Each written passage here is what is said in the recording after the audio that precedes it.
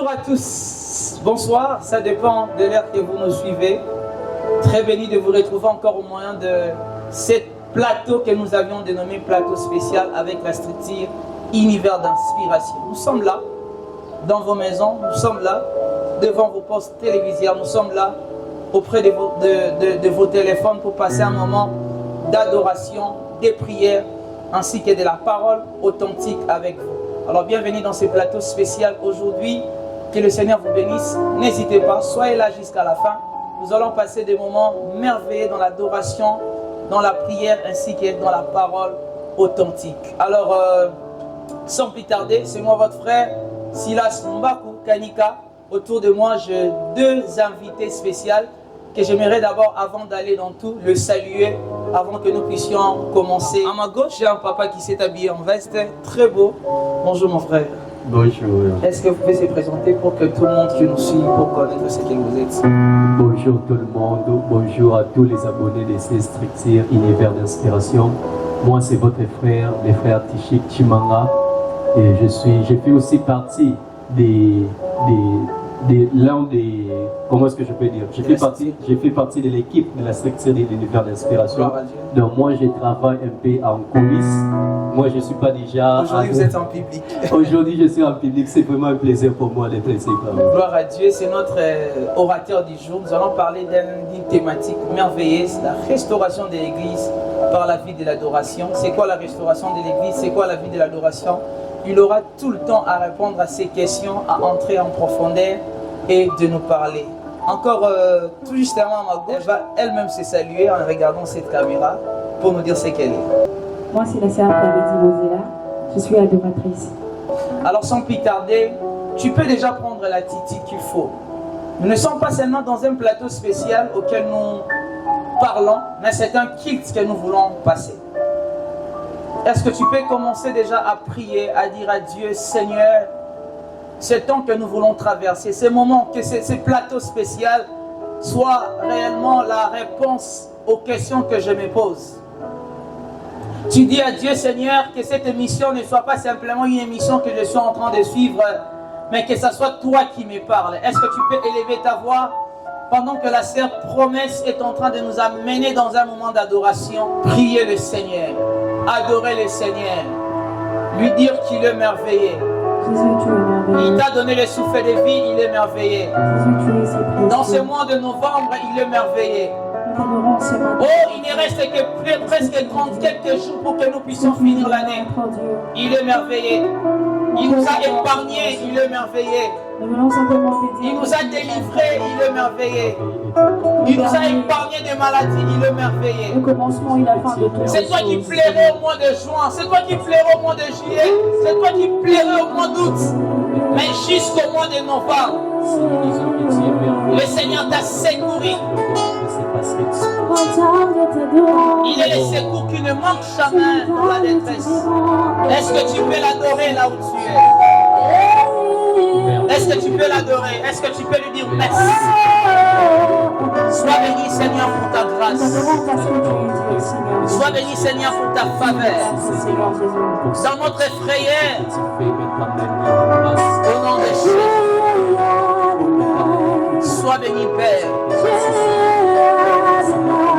Il est là, il est là, il est là. Nous ne sommes pas simplement en train de partager un plateau, mais nous sommes en train de faire un kit. Sois béni, tu peux prier. Tu es à la télévision, tu es sur les réseaux sociaux, sur Facebook. Tu peux prier avec nous. Il s'appelle Emmanuel Nezer. Il s'appelle le Dieu fidèle, Jésus.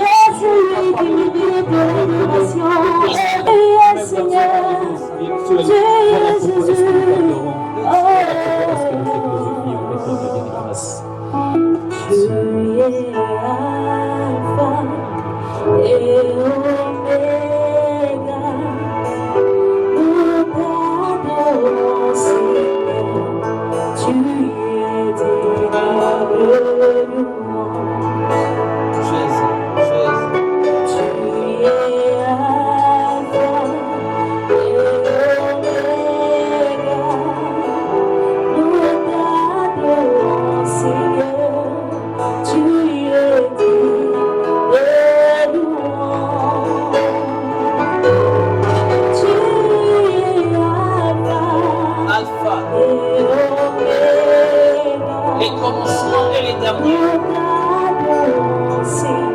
Jésus.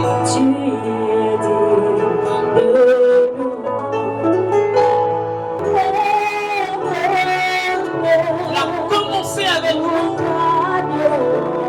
Il a achevé avec nous. Et il finit avec nous. Il s'appelle Alpha et Omega. Il s'appelle Alpha et Omega. Reçois la gloire, reçois la gloire. Alpha, Omega. C'est lui qui commence tout de suite. Reçois la gloire, reçois la gloire. Tu nous as créés pour ta gloire. Nous vivons pour ta gloire. À cause des lèvres de la rédemption. Envie de démontrer ta gloire à l'humanité. Tu es mort à la croix. Tu nous as sauvés. Tu nous as épargnés. Tu es une retraite, Seigneur. Tu es pour nous un asile. Là où on fuit sans être atteint. Que ton nom soit béni.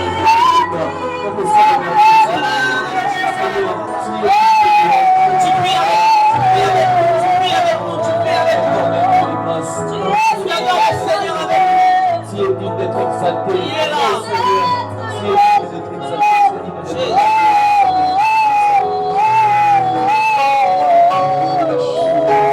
Tu es tellement bon, Seigneur. Tu es merveilleux. Tu es Alpha et Omega. Le commencement et la fin de toutes choses. Ce matin, nous t'adorons parce que tu es béni. Ce matin, nous t'adorons parce que tu es le Seul. Ce matin, nous t'adorons parce que tu es le Seul qui mérite de l'adoration. Tu mérites d'être loué. C'est ton obligation de te louer parce qu'il est Notre vie est entre tes mains, Seigneur. Tu nous as prédestinés à être semblables à l'image de ton Fils.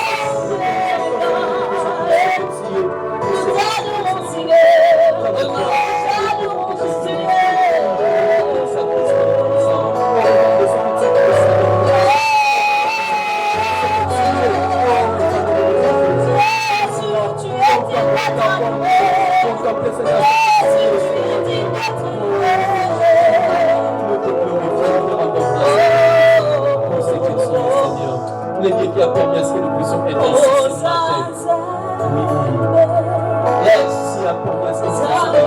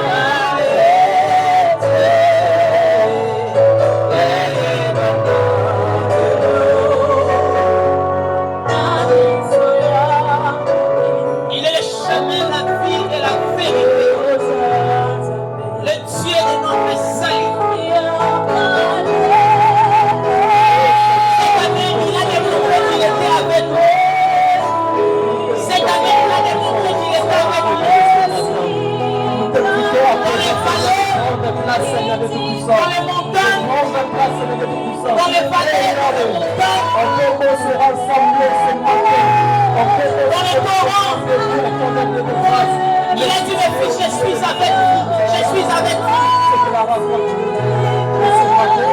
Comme David pouvait le dire. Lorsque je traverse la vallée de l'ombre de la mort, je ne crains rien.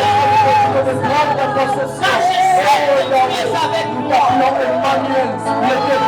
Ta présence est de l'assurance de notre vie. C'est ta présence lorsqu'on traversait la vallée de l'ombre de la mort. Voilà pourquoi je vous invite ce matin. Merci pour ta gloire, merci pour ta grâce. La rencontre de ce matin. Merci pour la faveur. Ce matin, nous te bénissons. Nous te bénissons. Merci Seigneur.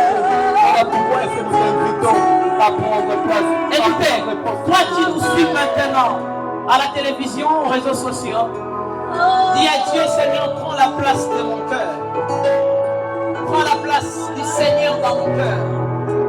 Ce qui t'avait dominé toute l'année, je ne sais pas ce que tu as traversé toute l'année, mais tu peux dire à Dieu, Seigneur, prends la place du roi, prends la place du Seigneur dans mon cœur.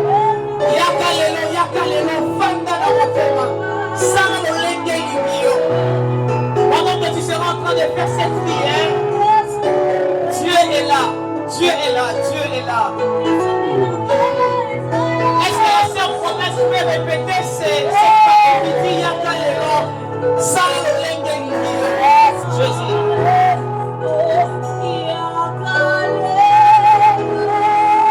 Jésus.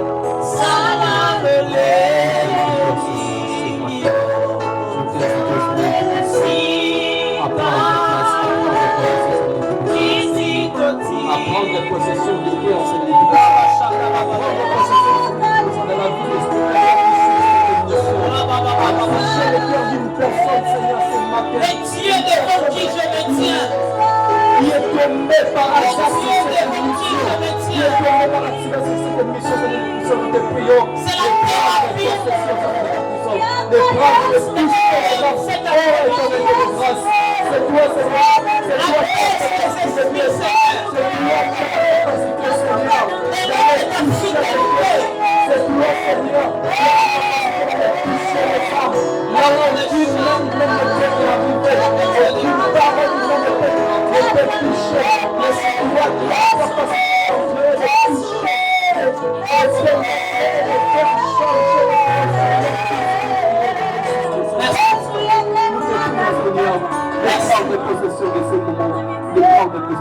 Merci. Nous te les dédions. Merci Seigneur d'être là. Merci. Merci pour ta présence. Merci pour ta présence. Merci pour ta présence. Et par ta présence est une assurance pour nous. Gloire à Dieu. Savons que tu es au milieu de nous. C'est ça. Est-ce que quelqu'un qui nous suit, je disais au départ que nous ne sommes pas seulement dans un plateau spécial, mais nous sommes dans un kit. Avec toi, c'est Nous sommes dans un kit authentique. et de la manière dont tu te décides. La thérapie que Dieu nous donne au travers de ce plateau spécial, au travers de la conversation et de la parole authentique, c'est une réponse à toi qui nous suit. Gloire à Dieu.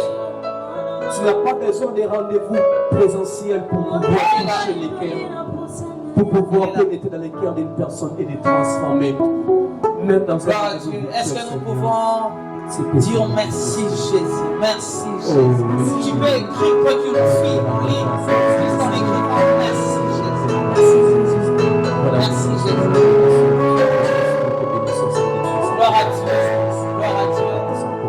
Que le Seigneur soit béni, que le Seigneur soit glorifié. Dieu est là au travers de nous, nous voulons passer un moment. Je disais au début que nous passons un moment dans la parole, autour de la parole, autour de la prière, autour de l'adoration, très authentique dans ces plateaux spéciaux univers d'inspiration. Alors suis-nous jusqu'à la fin parce que les bonnes choses avaient déjà commencé, ça se poursuit et ça va encore continuer.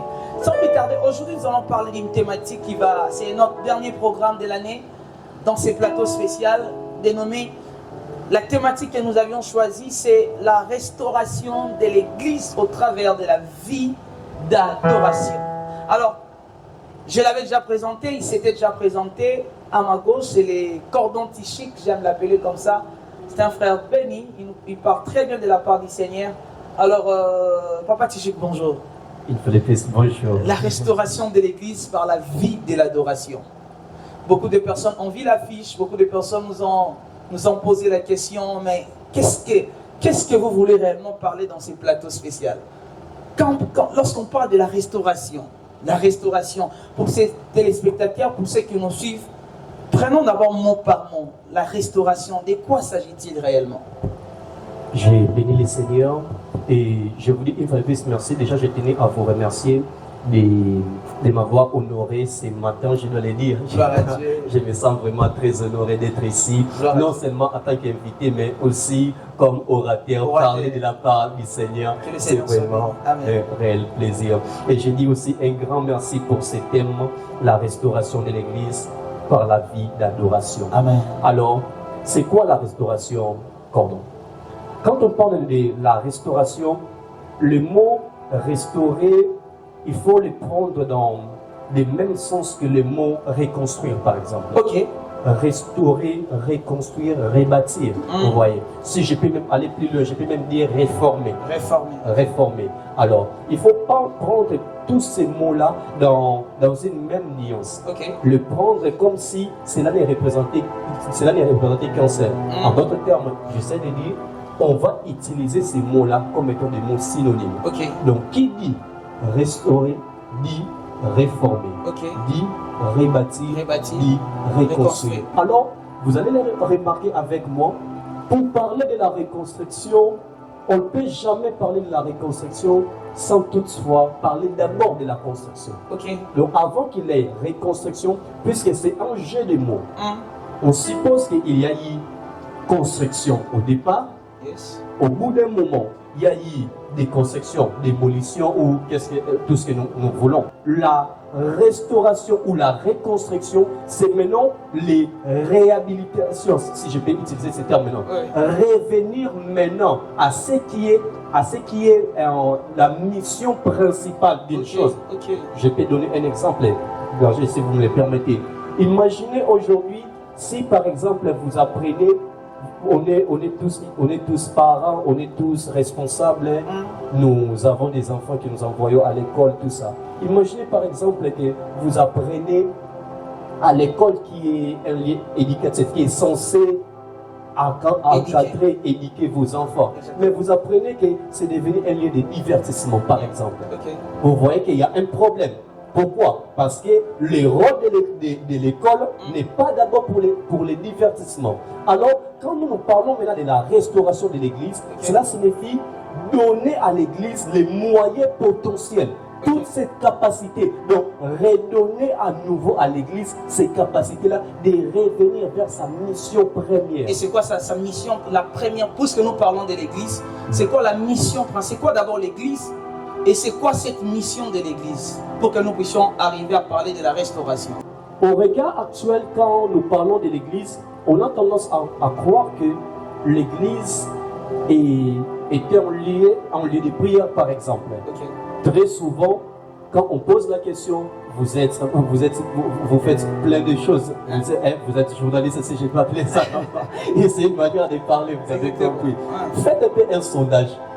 Demandez un peu aux gens, qu'est-ce que vous attendez par l'Église? Très bien. Pour la plupart des gens, vous répondront que l'Église, c'est un lieu de prière. Pour la plupart des gens. Oui.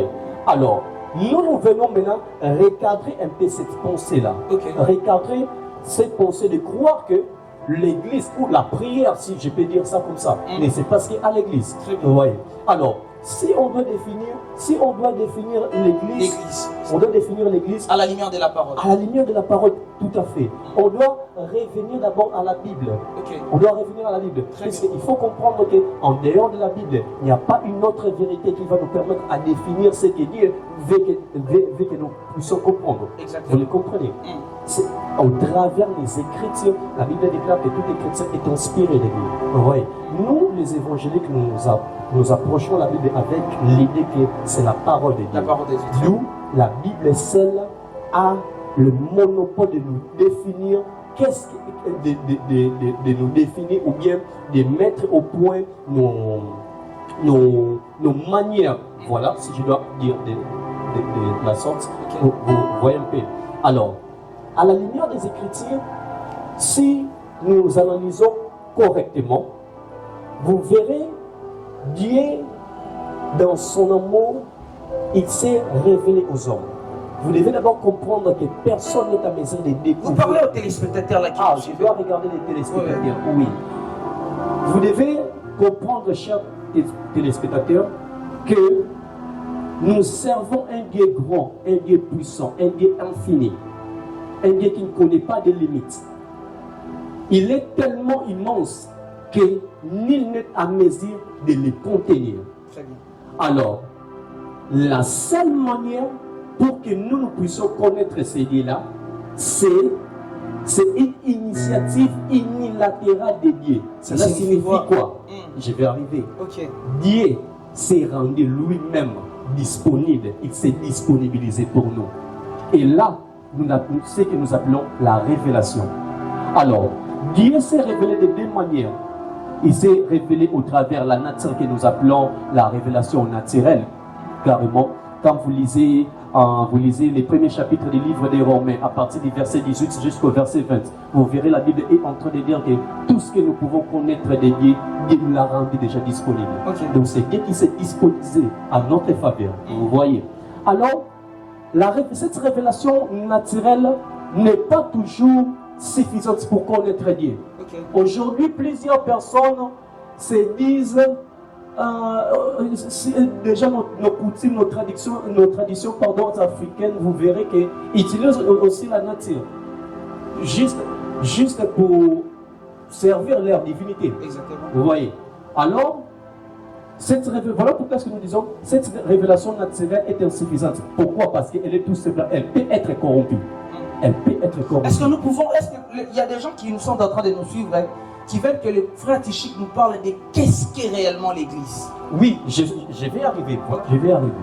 Alors, la deuxième manière que Dieu s'est révélé en nous, c'est au travers des Saintes Écritures. Téléspectateurs, soyez tellement patients. Le frère Tichik est en train d'arriver petit à petit. Au travers la Bible. Okay. Alors, vous allez vous rendre compte que dans la Bible, Dieu s'est révélé de manière individuelle, puisque la Bible est une révélation progressive. Okay. Dieu ne s'est pas révélé du coup, paf, comme ça. Non, il s'est révélé de manière progressive. Petit à petit. Petit à petit. Voilà. Alors, vous allez vous rendre compte qu'en parlant de cette révélation progressive, il y a eu toujours des hommes. Dieu a toujours choisi des hommes de manière individuelle. Il s'est toujours manifesté aux hommes de manière individuelle. Adam en est l'exemple. Nous voyons par exemple des hommes tels que Enoch, Seth, je peux citer plusieurs exemples, Noé. Mais regardez mon frère, lorsque nous tombons dans Genèse chapitre 11, la Bible nous parle de l'histoire d'Abraham. Okay. Donc l'histoire d'Abraham, Dieu se révèle aussi à Abraham. Dans Genèse chapitre 11, la Bible donne une brève description d'Abraham, de ce qu'il a été, voilà, c'est tout. Mais quand on vient dans Genèse 12, la Bible, Dieu est en train de lui dire, c'est mon frère. Il dit à Abraham, c'est Dieu qui parle. Il dit, quitte ces pays, ta terre natale, là où toi tu vis, là où tu es né. Okay. Quitte ici, quitte ce territoire, va là où moi, le Seigneur, là où moi je vais t'envoyer. Vous voyez cela? Dieu s'est permis de prendre une personne dans sa terre natale, de lui faire sortir et pour qu'il devienne étranger ailleurs. Tout en lui donnant la promesse que je te donnerai cette terre à toi et à ta descendance. Le voyez-vous? Okay. Avec Abraham, la promesse, l'alliance qui a été faite avec Abraham, cette alliance-là sera perpétuée au travers des générations. Nous voyons Abraham est passé, il y a eu Isaac, il y a eu Jacob.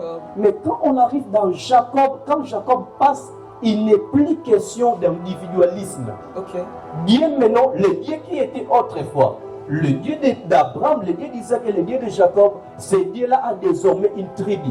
Okay. Il a désormais une famille, si je dois dire. Exactement. Il a désormais une famille. Et je vais même aller plus loin. Dieu a désormais une nation. Ils sont devenus esclaves en Égypte. Après, il a suscité un libérateur qui est Moïse, qui est allé les libérer. Ensuite, passer les moments dans le désert. Et vous verrez que pendant tous ces temps-là, Dieu a voulu être au milieu d'eux, a voulu être le guide, a voulu être le chef, a voulu être le commandant suprême. Okay. Au point où il donne même à ses peuples une loi. Il donne même la loi à ses peuples.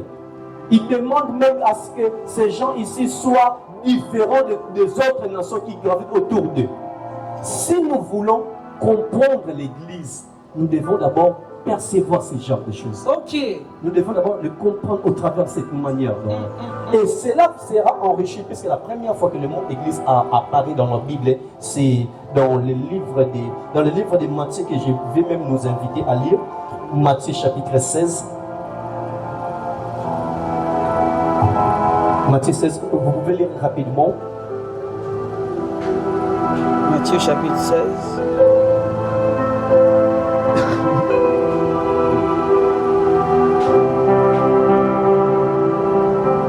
Matthieu chapitre 16, 16. verset 18 directement. Verset 18. Et moi je t'ai dit que tu es Pierre, et que sur cette pierre je bâtirai mon église, Oui. et que les portes du séjour des morts ne prévaudront point contre elle.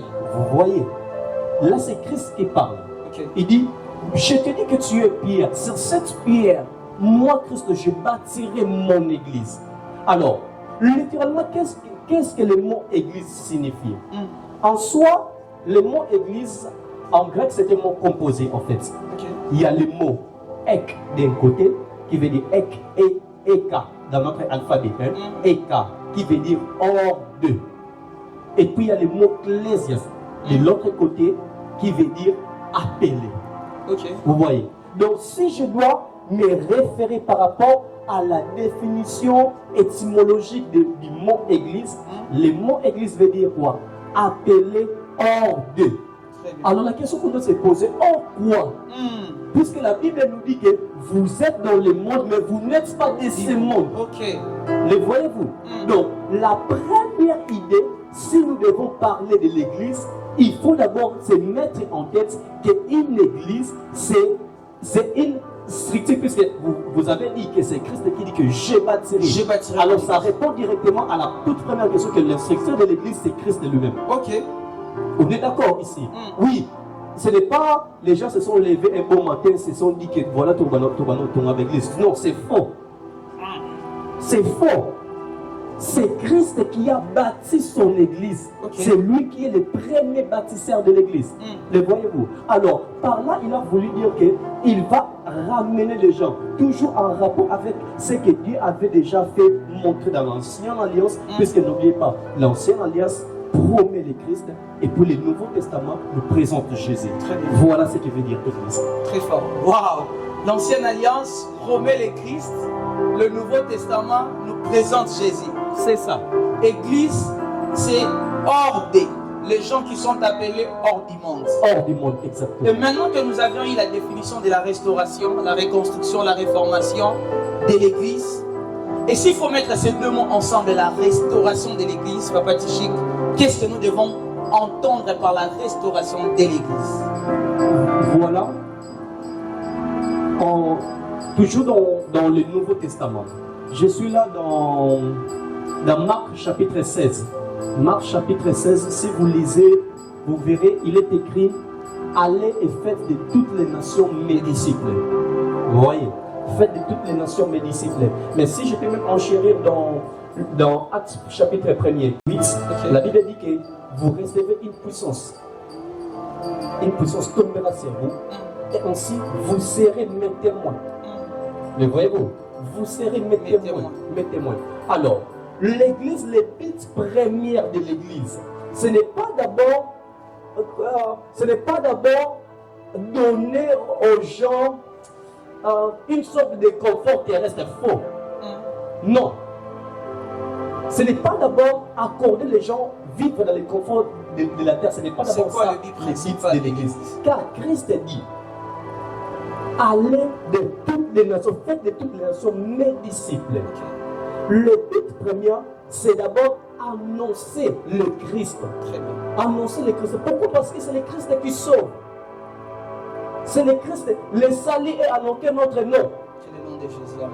C'est Christ qui sauve. Alors le but premier de l'église, c'est annoncer. C'est lui donc qui a été annoncé depuis les prophètes, depuis l'ancienne alliance par les prophètes, qui a été manifesté. Et qu'en écoutant à la bonne nouvelle du salut, c'est que ces gens ici puissent être sauvés. Amen. En étant sauvés, nous devenons des disciples du Christ. Disciples veut dire être comme lui. Nous devenons ses semblables, tel qu'il est, tel que nous aussi nous sommes. C'est ça le but premier de l'église. Maintenant, au regard de ce qui se passe actuellement, nous avons perdu un peu cette dévotion. Nous avons perdu ce cette passion, appelons-le même comme ça, cette passion de l'évangile. Nous avons perdu. Aujourd'hui, quand on regarde l'église, quand on regarde la prière qui se passe aujourd'hui à l'église, nous avons, je peux même aller plus loin si vous me le permettez. Nous constatons, aussi, nous parlons de la restauration de l'église, c'est parce qu'on regarde ce qui se passe actuellement, nous avons l'impression que le christianisme ressemble de plus en plus à une sorte d'espèce en voie de disparition. Nous nous retrouvons avec une religion au nom de Jésus, mais qui n'est pas le christianisme. Pour vous arrêter, Papa Tichi, qu'est-ce qui doit être réellement prêché à l'église? Nous devons présenter. Quand je dis ceci, je ne voulais rien connaître chez vous si ce n'est que le Christ et le Christ est crucifié. Amen. Point final. Ça signifie quoi? Cela signifie quoi? Présenter Jésus et l'œuvre de la croix qu'il a accomplie. Amen. Présenter Jésus. C'est ça le but de l'église. Présentez-nous Jésus. Maintenant, quand on regarde ce qui se passe aujourd'hui, on nous présente qu'est-ce que ce Jésus-là peut apporter dans ta vie. On parle du nom de Jésus, on parle des bénéfices, si je peux même dire ça, des bénéfices liés au nom de Jésus. Sans sa personne. Sans sa personne. Ok. Sans la personne de Christ. Voilà pourquoi aujourd'hui, plusieurs se disent chrétiens, mais n'ont pas cette capacité de percevoir, n'ont pas cette conscience de qui est le Christ. N'ont pas cette conscience-là. Et vous allez vous rendre compte, ces problèmes ici ne datent pas d'aujourd'hui. Quand vous analysez la Bible minutieusement, vous lisez correctement les épîtres, ces problèmes ici ont déjà fait l'ombre depuis le premier siècle de l'Église. Le premier siècle de l'Église. Mais pourquoi est-ce que ces problèmes persistent? Parce que nous avons pris la parole de Dieu, nous avons mis ça de côté et nous voulons maintenant brandir nos propres efforts, nos propres performances. Et moi je vous dis berger, si vous voulez comprendre, vous voulez savoir une église chrétienne ou pas, vous voulez les différencier, la meilleure manière de les différencier, vous allez vous rendre compte ceci. Vous voyez une église non restaurée, si je dois utiliser ces termes, une église comment est-ce que je peux le dire? Une église non chrétienne, cela signifie quoi? Une église au nom de Jésus, mais qui ne connaissent pas le christianisme, qui ne pratiquent pas le christianisme. Je ne parle pas du christianisme comme étant une simple religion. Non, je parle du christianisme comme la relation que nous entretenons avec le Fils de Dieu. C'est ça le christianisme. Papa Tichi, je vous coupe un peu la parole pour... c'est très profond des choses que vous êtes en train de dire. Je pense qu'il y a des gens qui sont en train de nous suivre et se posent déjà beaucoup de questions. Alors, qu'en est-il de ceux qui se réunissent à un endroit? Ils vont aussi à l'église.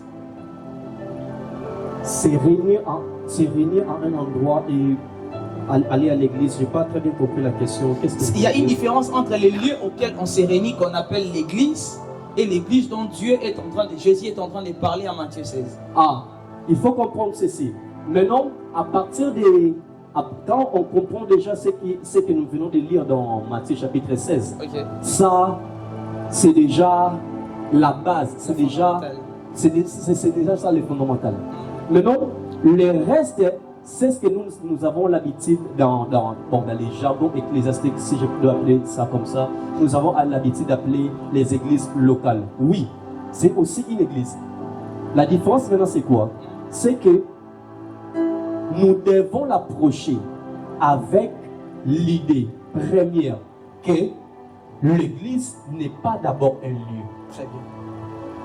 Vous voyez la nuance que je voulais mettre? L'église n'est pas d'abord un lieu. C'est quoi? L'église, c'est d'abord les gens qui sont appelés hors du monde. Est-ce qu'on peut acclamer pour la gloire de Dieu? L'église n'est pas d'abord un lieu. L'église est d'abord le rassemblement de ceux qui sont appelés hors du monde. De ceux qui vivent dans le monde, mais de ceux qui sont appelés hors du monde. Alors, Papa Tichi, pour aller un peu plus vite, et c'est quoi cette mission de l'église locale, du lieu auquel on se ressemble, qu'on appelle aussi église? C'est vraiment une très bonne question. Vous savez,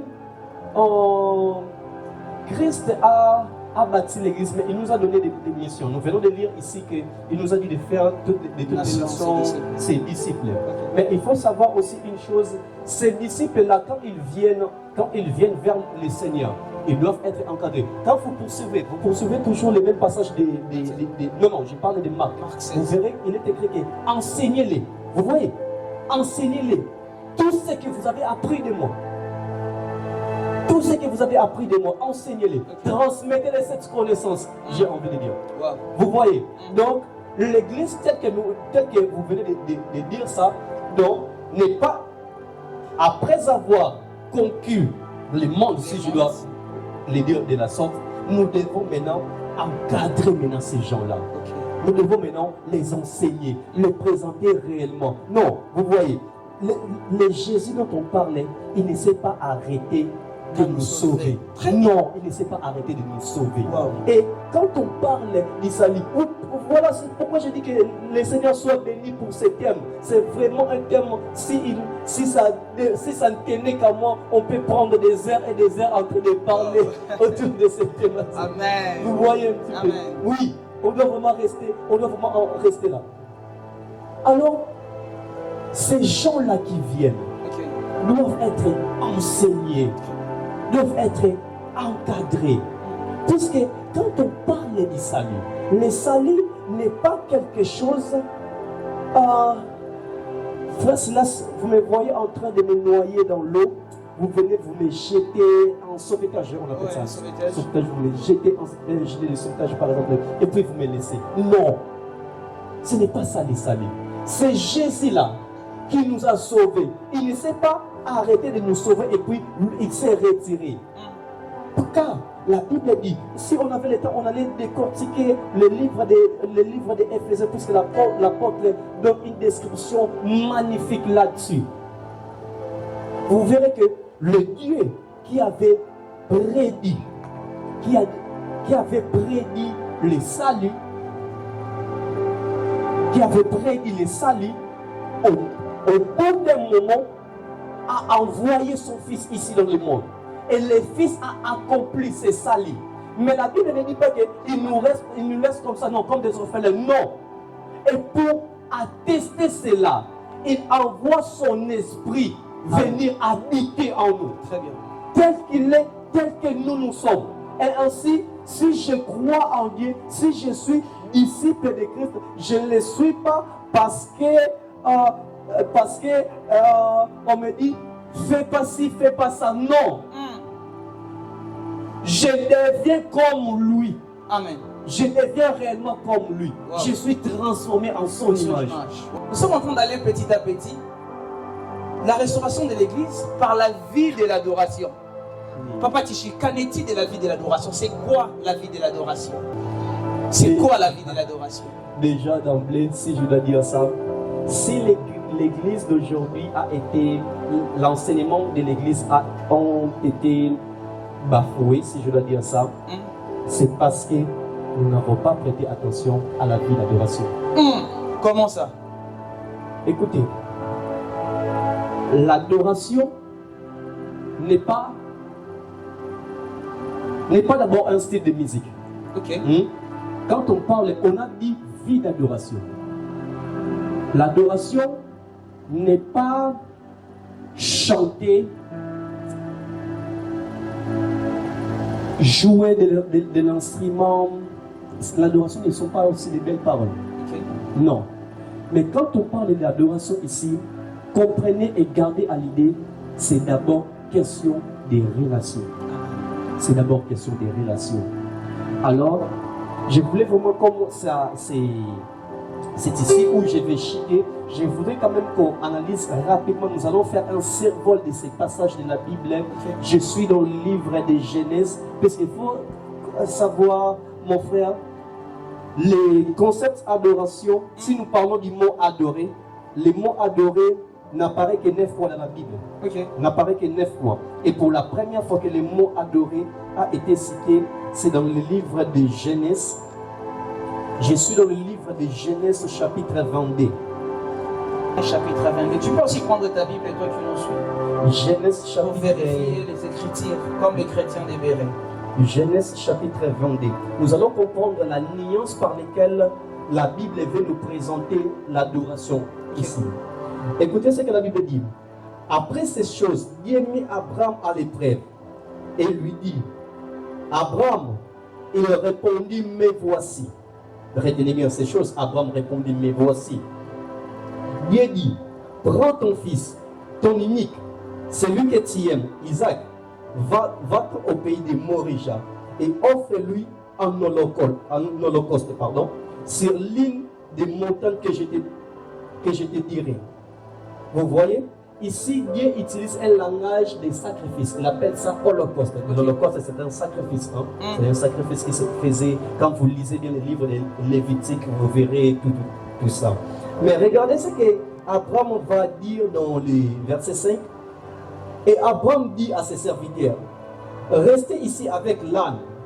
Moi et le jeune homme, nous irons jusque là pour adorer. Ok. Nous irons jusque là pour adorer. Le Dieu a dit, vous allez offrir, tu vas offrir ton fils en holocauste. Un holocauste. Tu vas lui offrir comme sacrifice. Et Abraham de son côté dit à ses serviteurs que nous allons là-bas pour adorer. Déjà ici, puisqu'il faut comprendre, malheureusement on a très peu de temps. Dans la Bible, il y a ce que nous appelons la première mention que tout le monde connaît. Cela signifie que pour la première fois que les mots apparaissent dans la Bible, souvent ça garde cet état, ça garde cette définition originelle. Ça garde cette définition originelle. Alors, pour la première fois que le mot adorer est apparu, il est utilisé comme synonyme du mot sacrifice. Il est utilisé comme synonyme du mot sacrifice. Et pas n'importe quel sacrifice. C'est ce sacrifice qu'on appelle holocauste. Vous savez, je me suis souvent posé la question, pourquoi seulement ce sacrifice? Très bien. Quand nous lisons la Bible, nous voyons, il y a tant d'autres sacrifices. Oui. Mais pourquoi Dieu a voulu utiliser ce sacrifice d'holocauste? Vous savez, en réalité, le mot holocauste était mot composé. C'est composé de deux mots. Il y a le mot holos d'un côté et puis il y a le mot kostos. Oui. Le mot kostos veut dire c'est caustique. Quand on dit quelque chose de caustique, c'est quelque chose d'inflammable, quelque chose qui peut brûler. Wow. Vous voyez. Et quand on dit holos veut dire tout simplement entier. La définition étymologique de ce mot veut dire brûler en entier. Batumia ngo mobimba. Mobimba, yanga mute, kotika yanga mute. Na makoloti na matiala. Nyonso ezala brûlé. Kotika ta yanga mute. Vous voyez l'essence du mot adorer. Vous remarquez vraiment le véritable sens du mot adorer. Non, l'adoration n'est pas servir Dieu à l'église. Bien-aimés dans le Seigneur, j'aimerais bien m'adresser à nos abonnés et ainsi qu'à toute personne qui suivra cette tranche. En tout cas, l'adoration n'est pas quelque chose où on peut se brancher puis se déconnecter de l'adoration. Faux. On ne fait pas de l'adoration, on est une adoration. Ici, quand la Bible présente ici, la Bible présente, quand Dieu parle ici, on voit clairement Dieu veut nuancer et dire que vous êtes allés faire ces sacrifices, vous êtes allés m'adorer.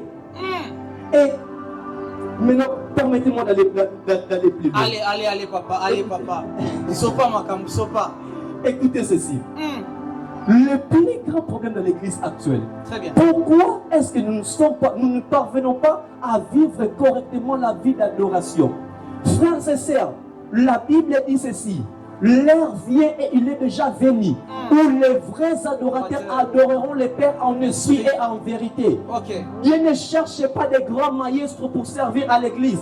Il ne cherche pas des prophètes, il ne cherche pas des grands prédicateurs qui vont prêcher. Il ne cherche pas je ne sais moi qui. C'est les hommes que Dieu cherche, sont ces genres d'hommes qui savent se brûler entièrement.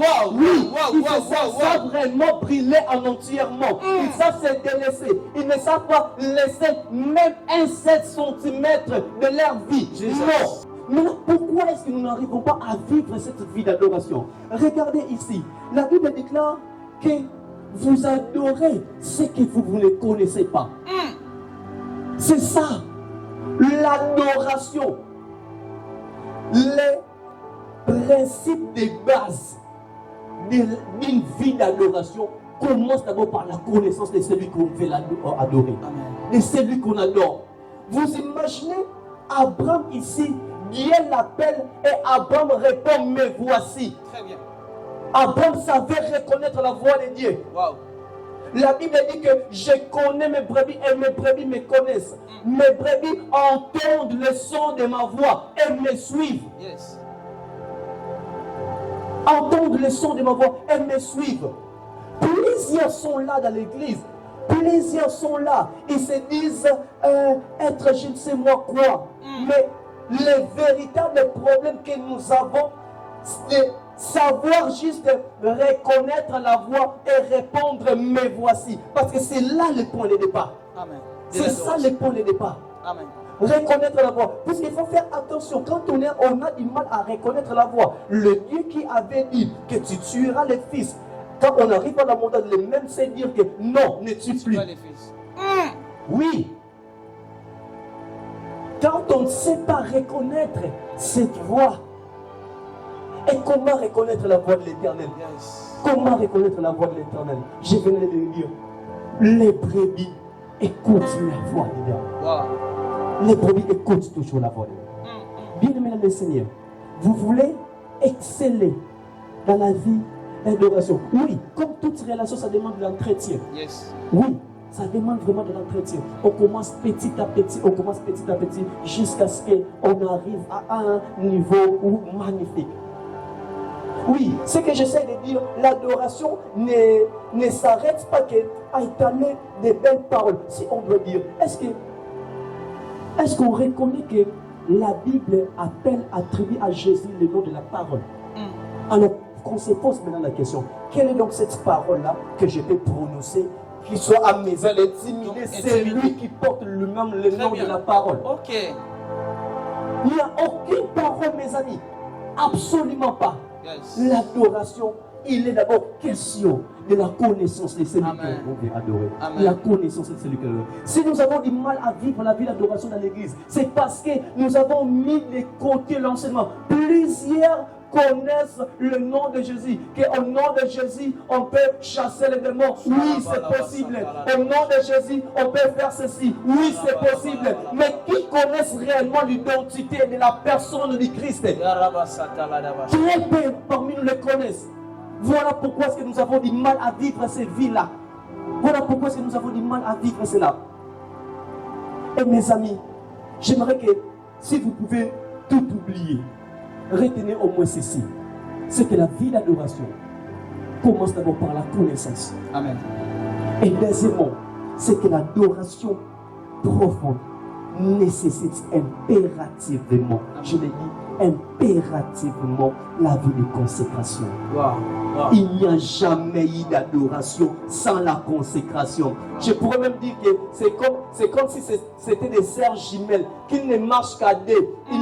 Ils ne marchent qu'à deux. Non, on ne peut pas les dissocier. Il n'y a pas d'adoration sans la vie de consécration. Non, il n'existait pas. Il n'existait pas.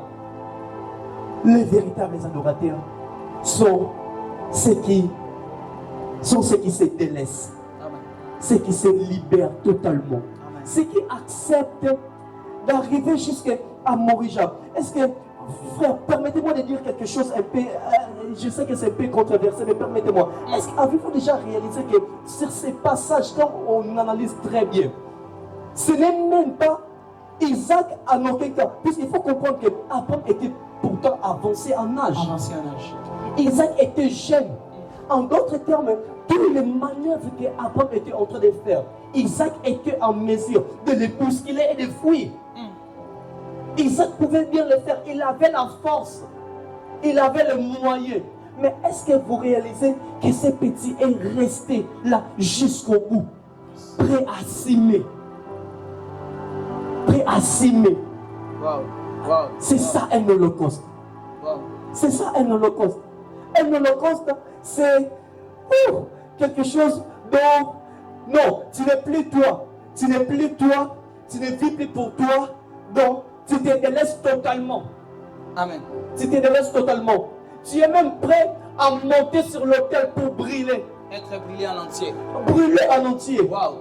Mais écoutez maintenant ceci. Vous voyez toutes ces choses. N'était que l'ombre des choses à venir.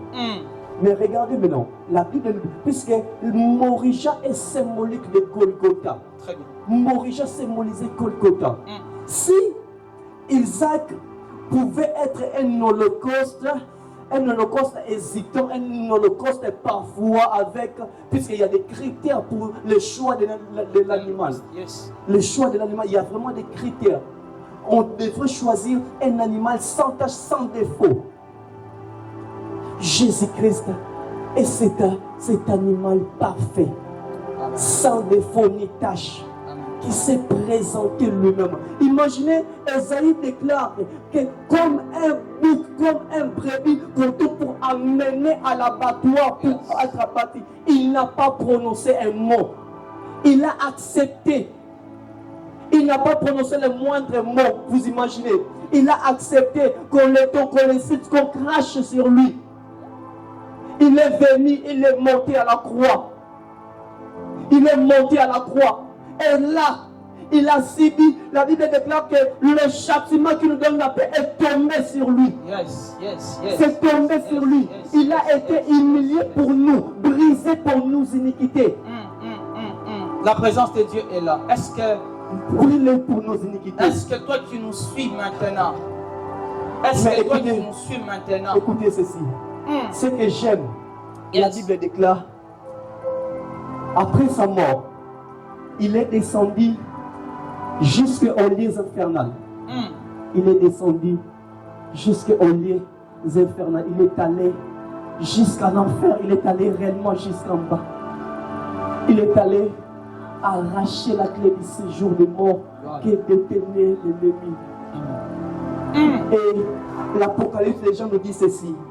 Il a racheté pour Dieu les hommes de toutes les races, de tous les peuples, de toutes les tribus, de toutes les nations, de toute la terre. Et la Bible dit, a fait un royaume de sacrificateurs.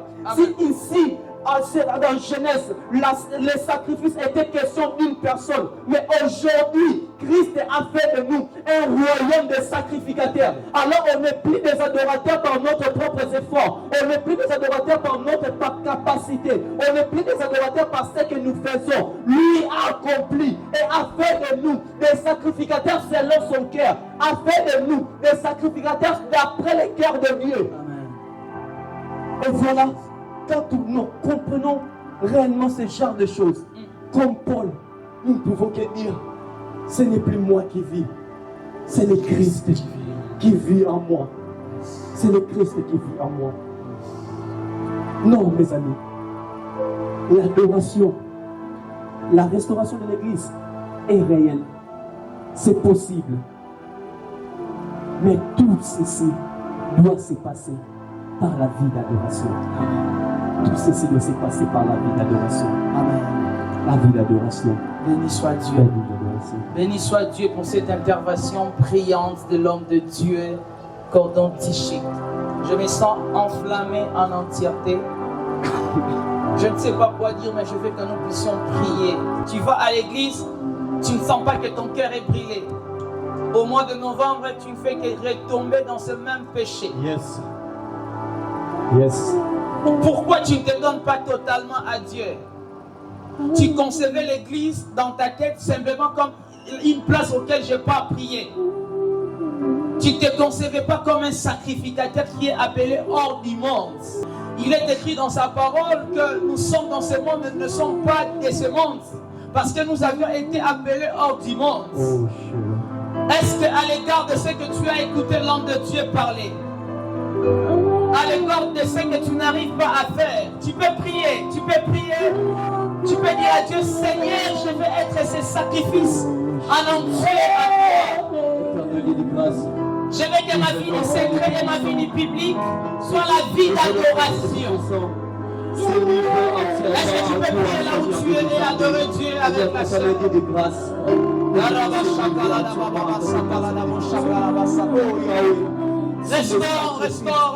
Restaure l'évangile. Le Dieu de gloire. Nous voulons se donner à toi.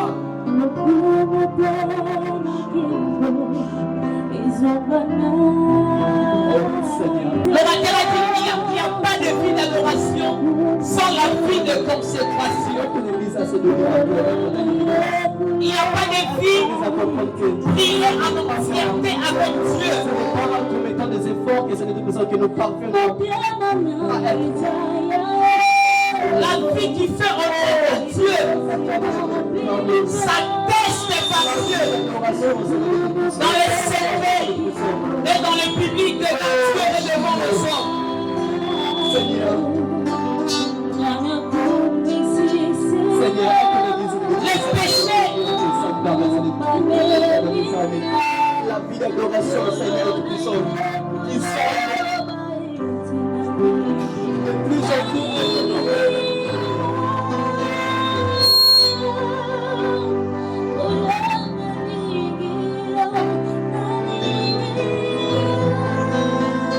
la vie d'adoration est une vie inclinée, est une vie prosternée, est une vie soumise à Dieu. Le péché qui ne produit plus l'affliction, le péché qui ne produit plus la tristesse ou la repentance dans votre cœur, sans la preuve que vous ne vivez plus la vie de l'adoration. Est-ce que tu peux confesser tes péchés de laisser et dire à Dieu, je vais rester en entier à toi? Oh mon Dieu, nous avons une lutte à maintenir la vie de piété. Sans la vie de l'église, avec ce qui est contre le Seigneur de Dieu. L'adoration n'est pas à se dissocier. Revenons à l'évangile. Que nous soyons Revenons à la prière. Revenons à la consécration. Revenons à la méditation. Revenons à la consécration. Revenons à la recherche de Dieu. À la Commence par la connaissance de celui qu'on adore. Commence par la connaissance de celui qu'on adore. Éternel de grâce, Seigneur de puissance. Oh Yahweh, je vais vous bénir, Seigneur de puissance. Il y a une phrase qui me manque pendant que nous sommes en train d'adorer. La vie d'adoration, la vie qui rend honneur à Dieu, ça teste par le vécu, comme l'orateur venait de le dire. Ça teste par le vécu. Et ce vécu, c'est un vécu dans les secrets et dans le public. Devant Dieu et devant les hommes. Puisque nous avions été appelés hors du monde. Est-ce que Dieu peut battre sa main dans la poitrine et vanter ta sainteté comme il a fait pour Job, et vanter tes œuvres? Remets-toi tout entier à Dieu. Oh, Shiloh.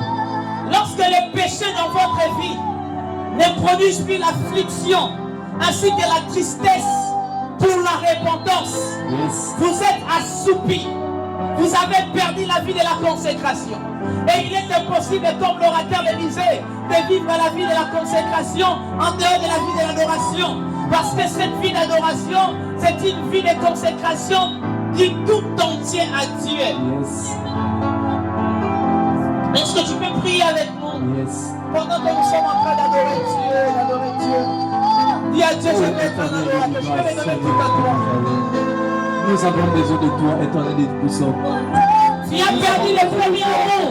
Éternel des amours. Oh, on ne peut pas vivre la vie d'adoration sans toi. C'est toi le contraire, c'est toi, Seigneur le puissant.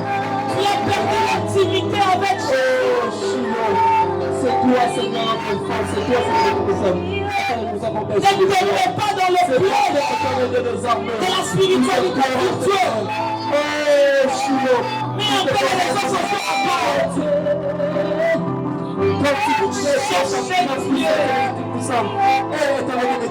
Je vais laisser la parole à l'orateur qui va prier pour ces personnes qui nous suivent, qui ont perdu la vie de la consécration, qui ont perdu la vie de l'adoration, qui ont perdu la vie de l'église, qui étaient des sacrificateurs choisis, appelés hors du monde. Oh, qu'en est-il des hommes qui vivent comme dans le monde? Je vais laisser la parole à l'orateur de prier pour ces personnes qui nous suivent, de prier pour l'église, Vous êtes là, mes bien-aimés. Vous qui nous suivez, je vais prier, mais je vous demanderai avant tout de placer votre main sur la poitrine. Faites ces gestes de foi. Je suis convaincu que l'Éternel va faire quelque chose dans votre vie. Je vais prier. Le Dieu de grâce, le Dieu de la Bible, le Dieu miséricordieux, c'est lui qui planifie toutes choses. La Bible déclare que tu fais toutes choses avec but. Seigneur, c'est toi qui as permis, c'est toi qui as voulu que nous soyons ici ce matin. Que nous nous rassemblons ici avec nos frères et sœurs autour de cette thématique, la restauration de l'Église par la vie d'adoration. Éternel Dieu de grâce, nous te disons merci pour ces moments magnifiques passés dans ta présence, Seigneur de Tout-Puissant. Nous croyons fermement, Seigneur de Tout-Puissant, que tu as fait quelque chose. Nous croyons fermement, Éternel de Tout-Puissant, que tu étais au milieu de nous et que tu as accompagné, Seigneur, nos bien-aimés qui nous ont suivis et qui continuent à nous suivre.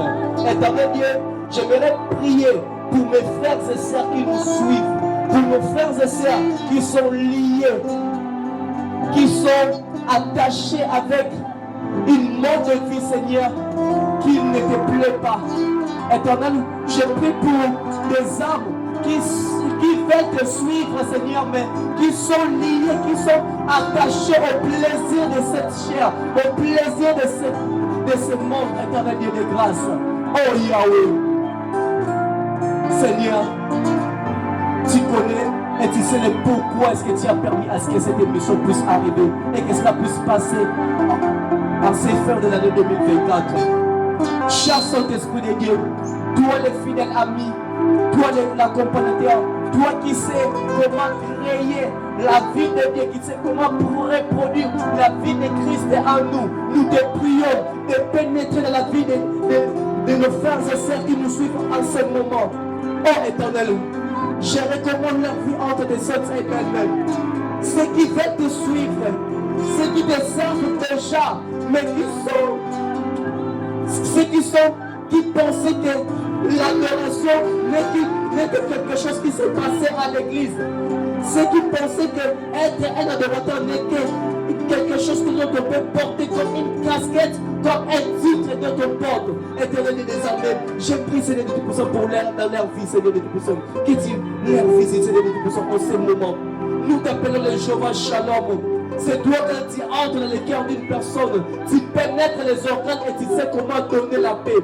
Oh Éternel Dieu, je te prie, Seigneur, de toucher mes bien-aimés, de toucher, Seigneur de Tout-Puissant, ceux qui veulent te suivre, mais qui sont encore retenus par le plaisir de la chair. Oh Éternel des armées, tu es le même, tu n'as pas changé. Si tu as pu nous relever, nous qui étions dans la boue, nous qui partageons, Seigneur de Tout-Puissant, et tu as pu nous relever, tu nous as lavé, tu nous as nettoyés, et tu as fait de nous des enfants, Seigneur de Tout-Puissant. Nous croyons à la même puissance qui a ressuscité le Christ de la mort. Nous croyons que la même puissance est capable d'entrer, de pénétrer dans le cœur d'une personne, de transformer là où le mal était en train d'être vécu, là où les violences démoniaques avaient pris l'ascendance. Nous croyons, Seigneur de Tout-Puissant, à ta bonté. Nous croyons, Seigneur de Tout-Puissant, à ta grâce.